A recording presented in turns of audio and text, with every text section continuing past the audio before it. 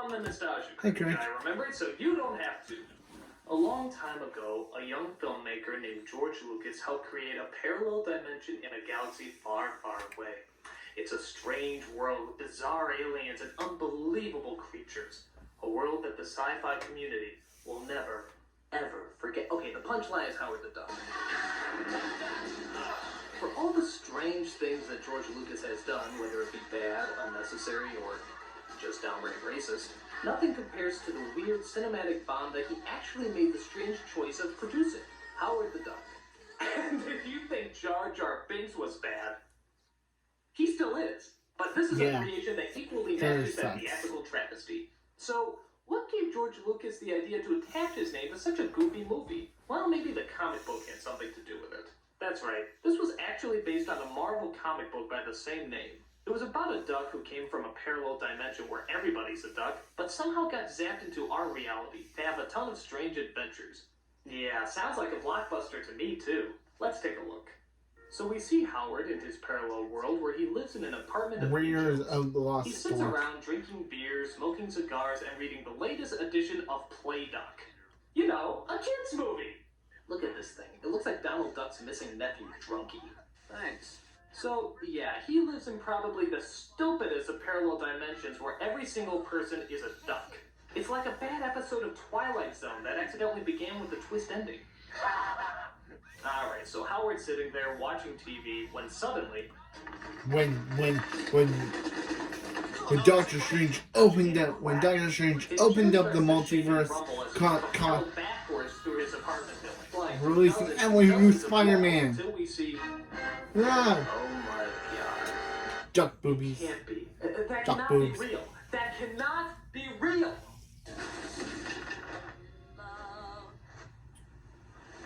Is there any point in reviewing the rest of the movie? I mean, you know I'm not going to be able to top that. I don't care if it runs. I guess Doctor Strange decided that. Doctor Strange decided that he wanted Howard the Duck in his No Way Home movie. I mean, what is the point? You're making a kids film starring a cute little ducky, and you start out with duck tits? Are you mad? What creepy pervert thought that up?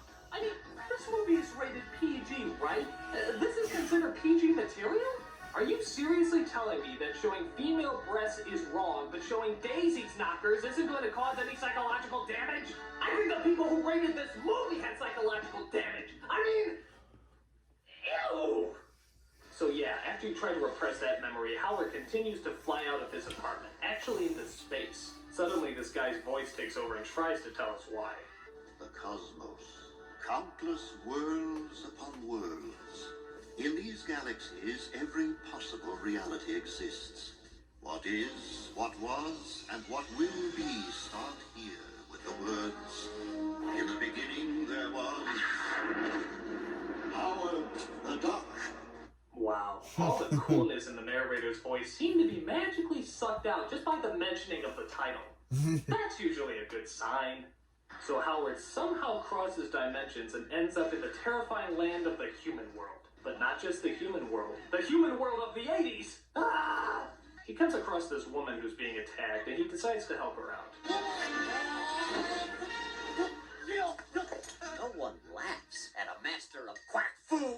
Alright, the obvious joke should have been Thai quack dough, but we'll let it slide. Every duck's got his limit. No more Mr. Nice Duck. This is obviously no place for an intelligent duck. Yeah, just to check, how many more puns are there going to be where you simply insert the word duck in the common everyday phrase? And okay, I'm just gonna have this on standby. I hope you don't mind. So after being bailed out by a duck, boy, that's gotta be embarrassing, we learn that the young woman's name is Beverly. And as you can imagine, they both have some interesting questions for each other. Where am I? Cleveland? Cleveland? Uh-huh. That's a perfect weird name for this planet. Planet? No, that's a city. The planet's called Earth, I think. Earth, I think.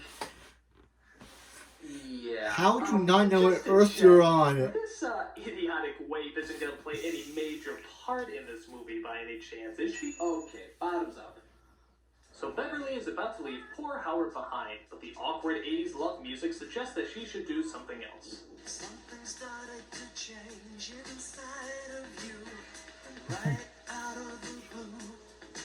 Go to it, Beverly. Go to it. It can't be any worse than that time you let that singing giraffe sleep on your couch. Consider that progress? So being a sucker for a hard duck case, Beverly decides to take Howard in and let him spend the night. Nice place. You pay to live here? It's cheap. The manager of my band found it for me. I suggest you find a new manager. Hey, I'd love to, but we got this damn contract with the sleazoid. He won't even give us the money he owes us. You know you're talking to a duck, right?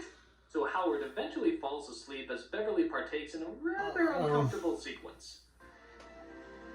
She's going to undress. No, she's gonna touch him. Mrs. Duck. I guess I kind of like it. What am I gonna do with you? Well, roasted or extra crispy comes to mind. So they go to a scientist played by Tim Robbins to see if he can figure out where Howard came from and how he got here. Nice ducky. Me, Phil. You, Howard.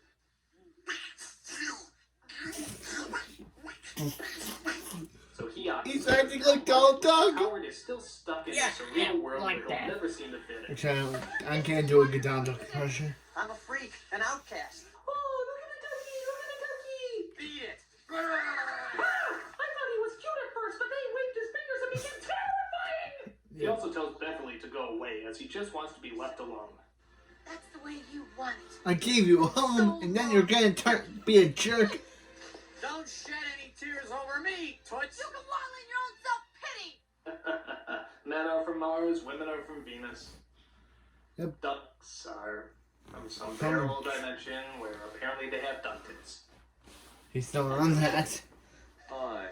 If you can believe it, Howard actually gets a job cleaning up at a local romantic spa. Because nothing says romance like a feathered alien cleaning up your love juice. That's really disgusting. Look at this. He gets thrown in the hot tub and the couple just keeps making out. What was that? Oh, it's just some small, fully clothed animalmorphic life form swimming in our hot tub. Oh well. Despite the job, Howard seems to still not be fitting in, as crowds of people constantly seem to remind him. That's a duck! That's a duck, man! That's a duck! That's a tie! That's a desk! That's a stupid movie! So Howard returns to Beverly, who happens to have a band called Cherry Bomb. I understand the bomb part, but the cherry section throws me off. There, he comes across Beverly's manager and tries to persuade him to let her out of the band's contract. Is this gonna be easy? Or is this gonna be trouble? Whoa, I think this duck means business. They pick him up and throw him across the bar, thinking they got rid of the little whacker. But then... Play the music.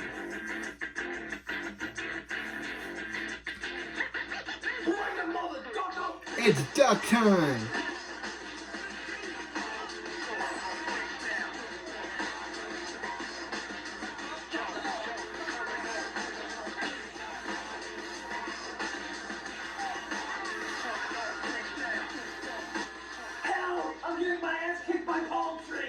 So after that embarrassing display, the manager decides to give the women back their money and let them out of the contract. So Howard meets up with Beverly backstage where... Hi, sorry I missed the show. Oh, no, not this guy again. Howard! Oh, no.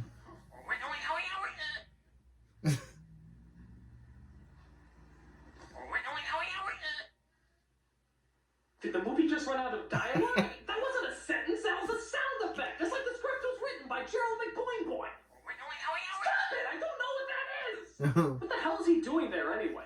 Boy, he and Ronette have sort of got back together. Wait, he's dating one of the singers? I don't know who's more desperate for dates, you or me. I guess I have a soft spot for unattractive, unromantic, unpopular, and all-around unlikable people. Phil? No sex now, I'm working. So even though they got out of the contract, the band is still stuck without a manager. Maybe you should be our manager. Wait a second. No. I think you'd be a great manager. No! No, he's a duck. He's a duck, Beverly. And as their manager, their band will finally be taken seriously. Beverly, how can you be a manager when he's a duck and you're a human? Right, man. Maybe it's How does that even work? How can you be a manager of a band when he's a duck and you're a human? A human. kingdom. She's a human. He's a duck. How can he be the manager? Love's strange.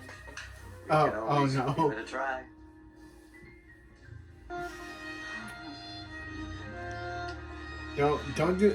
Don't do it, Crick. Oh, I'm sorry, the door was open. Oh, thank God. Those three angels of mercy happen to be scientists who think they know what brought Howard here. Apparently, they were working on some sort of dimensional jumper thingy that pointed into Howard's universe and accidentally brought into our world. So the easy solution is just to send him back through the same process. So the scientists decide to drive him to the machine and send him back. Right now, you're the one and only thing that's making it very hard Ugh. for me to leave. Oh. So the gang gets to the machine with no problems This is or dilemmas along such the a way, weird and it movie. looks like Howard is finally going home. Well, that wasn't so bad. I mean, it certainly wasn't a good movie, but I can definitely say that I've seen worse. What was that? It exploded again. It was terrible. We have no right to tamper with the universe. Does this mean the duck's not going home? We lost control again, and there was another explosion. We brought Howard down the first time, but what if we brought down something else this time? Something that could possibly make this film go on even longer? Yeah, sure. So yeah, the movie keeps on going, as apparently one of the scientists is taken over by an alien life form from another parallel dimension. I'm not jetting anymore. The transformation is complete.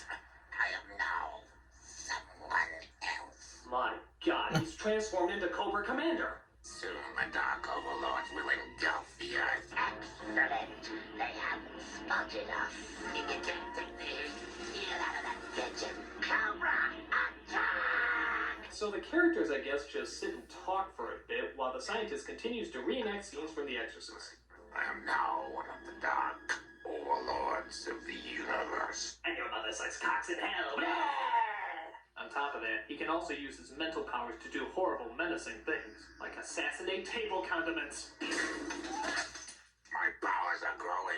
Next, I will destroy the Tabasco sauce. To make things worse, Howard gets into yet another fight when all the truckers at the diner start to insult him. This was for you, Cracker. Another hungry customer. Well, gee, he threw a pie at the other guys. Surely he's not gonna throw a pie at me. No! They keep fighting until they finally grab him and put him in his place. So what are they gonna do? Like, beat him up, toss him around a bit, or tie him down and try to decapitate him? What? Dude, when did truckers become homicidal maniacs? But the belching Skeletor gets up and saves Howard so that he can get the key to the dimensional machine back. Sounds like a bunch of bull puppies. The odd thing is that even after people leave, he just keeps blowing shit up. I guess he just has a real hate for food condiments and kitchen utensils. The dinner flatware must die. So the scientist kidnaps Beverly and decides to take her away. Because the movie needs to, because the movie needs why to are you happen. kidnapping her anyway? Yeah, that's what I thought.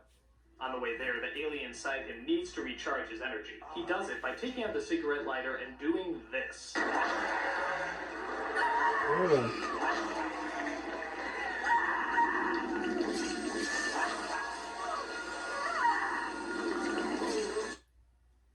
I got nothing to say. I think the scene speaks for itself. Yeah. Meanwhile, Howard meets up with Tim Robbins as they just so happen to find a plane, figure out how to fly it, and use it to save Beverly. I can't believe a movie about a nerdy Tim Robbins and an alcoholic talking duck could be so implausible. It's like a bad trip. Meanwhile, the alien makes it back to the laboratory after getting rid of some pesky cops.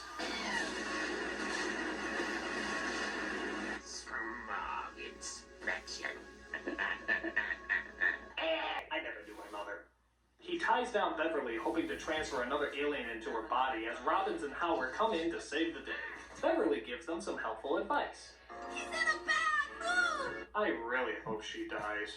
So after the scientist transforms into Albert Einstein's heroin addict cousin, Howard rushes at him with a laser gun and blows everything up.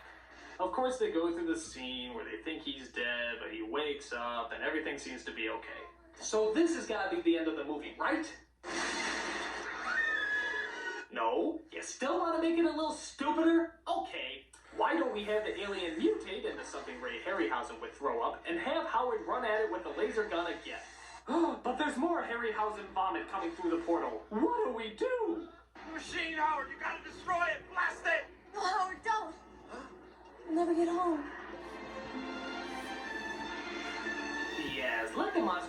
kill us and eat us alive, knowing that at least the machine will be okay to take you back home. Why are you still letting her talk? Destroy the damn thing! And then we get the scene where we think Howard is dead. Gee, it's almost as good as the first time you did it! Yeah. I am not Howard anymore. Oh, good, he's possessed. Does that mean we can kill him? Oh, it was just a joke. Ha ha ha, hilarious. So everybody returns home. I guess Howard is their new manager. I'm hoping he only speaks via telephone. And at the end, he even has his own guitar solo. Oh yeah, you will believe a duck can rock. I also believe that a duck can blow! This is the worst thing that George Lucas has ever made since anything not Star Wars or Indiana Jones related. And even that he's slowly trying to destroy. Apart from being silly, stupid, and surprisingly boring, this film is just plain mean-spirited. Everything is shot in the dark, someone's always trying to kill him or hurt him. It's just a thoroughly unpleasant movie. But hey, look on the bright side. It could be worse.